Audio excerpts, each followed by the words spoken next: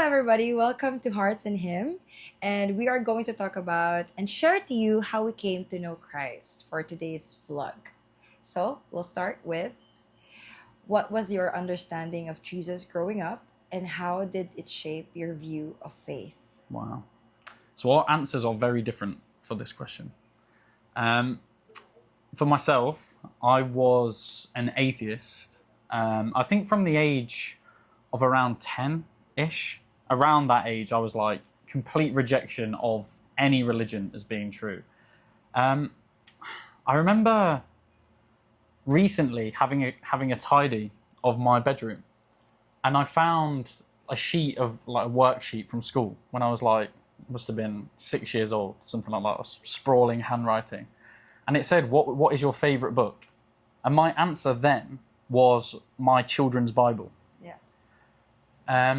So I don't know at what point I fell away from that, but we weren't a church attending family. We weren't a religious family, but I had that book, so I knew the biblical stories growing up. So my understanding of Jesus was that he claimed to be God, that he came back from the dead, but that I fundamentally just thought that that was not true. But I didn't look into it much more than that. Yeah. So I think I wasn't aware of the salvation, the forgiveness, like the actual deeper. The gospel. Yeah. The actual meat of the message. It was like my understanding as a rational, trying to be a logical thinking kid was, well, that's not true. So ignore and mock. Yeah. So not only like not agree with, but actually think that anyone who did believe that to be true was wishful thinking at best and completely wrong and like foolish at worst. And I used to engage in behaviors like that where I would argue with Christians online, would watch like atheist versus Christian debates, and I'd be in the comments as a teenager like, the Christian got owned and whatever. And it's so strange for me thinking about that now. But I think that my view ultimately, my understanding was limited and misguided. Would be my answer in short. Right. What about you? Mine is the opposite. So I grew up in a Christian family. Both my parents, when growing up, I've been seeing them praying a lot, being active in church. Every Sunday we have worship as a family, praise and worship, and like a prayer meeting. Growing up knowing that all the source, well, they keep on saying that everything that we have right now is from God, and believing in Him is the best decision that you will ever make. So we really grew up believing that there is God, that Jesus Christ is real. For as long as you have been a thinking person, it's been part of your life. Yes. Like, this is true. Yes. This is how the world is. Right. This is who Jesus is. Yeah. And then I guess from a younger age, you've sort of built your own understanding and your own relationship from that point. But at the very least, you understood what Jesus' message was. But at first, we also question if He's real, why is He not here? The typical question of a kid, like, if He's real, then why can't we see Him? If you're worshiping a real God, then yes, you can feel Him, but why can't we see Him and be with Him in His presence, like physically?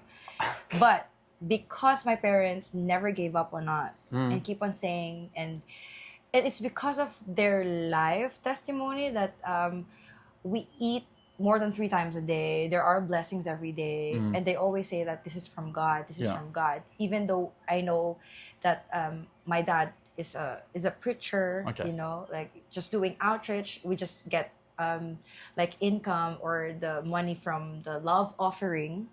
So the growing up, it's my idea of like, oh, the blessing is coming from God. Do you think a big factor as to, trying to think, it wasn't just your parents saying this is what is true? Do you think because you had almost the experience of like attending church, being in a community where your friends, I assume, were largely in a similar sort of environment as well? So your wider family and your friends all is centered around Jesus for almost the entirety of the time. Growing up, at first we were just like going with them because of fear. Okay, what Because, like, your parents? Yes, Okay, out of respect and yeah. out of fear. Yeah. Because if you don't go with us, like they might get mad, even though they're not really mad, but like out of respect. But you thought like almost not, probably pressure's the wrong word, but as a kid, it's like you want to do the right thing. Yes. So you're not obey going. Your parents. Yeah. Obey your parents. Yeah. But we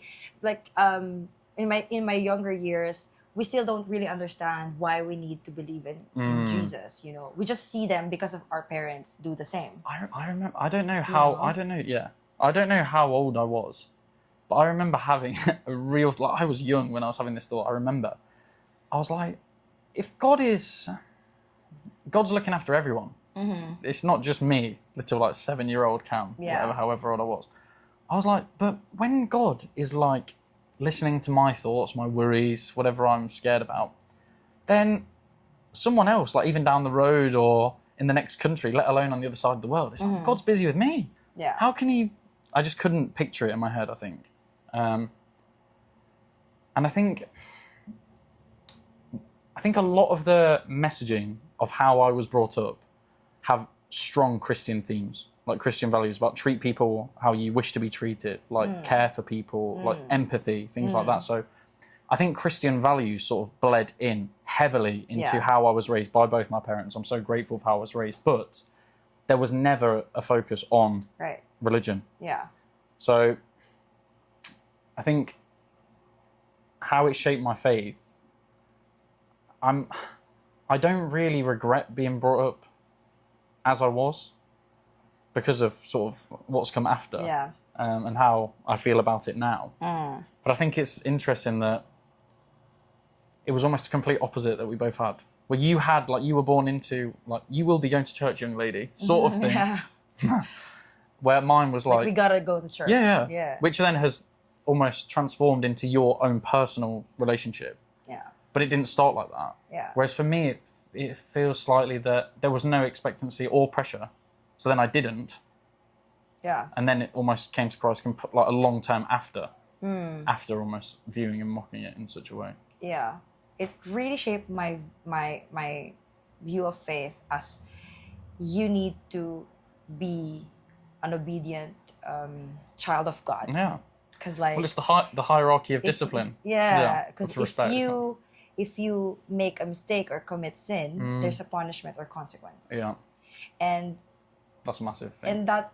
And that turned into us not just like avoiding sin or committing mistake, but also reflect on how we respect and honor our parents at the same time. So they weren't so strict, but they were like very particular that if you commit a sin, there's a consequence. Yeah. But still God loves you. Like that. So good. God is loving, but God is just but merciful. It's so I think that's beautiful. But I think I'm trying to, it's hard, it genuinely feels hard for me to try and remember what my life was like now. Because you met me before I'd attended a church service. Yes. You think like I imagine you can't imagine your life when you weren't doing that. Me, I was like 27 years, no church. Yeah. That's strange. It's quite a big difference.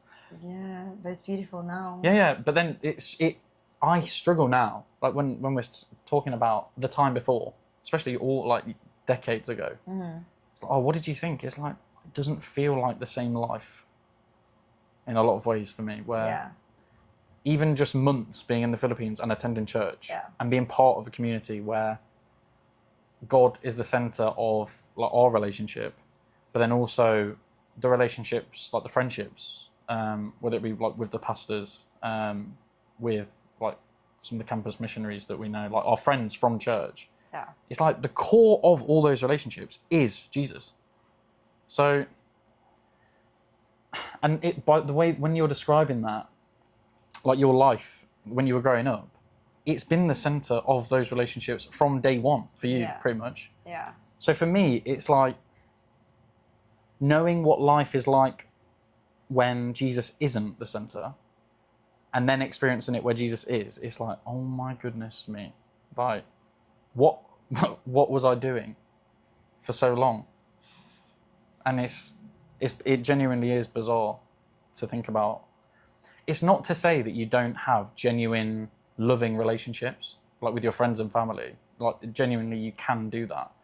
But the social glue that's holding those relationships together, if it's just personal, like affection and deep feelings for each other, that can get you so far. But I think it goes to the question of purpose. Like, why are you having these relationships? Like, why are you loving that, like those people in your life?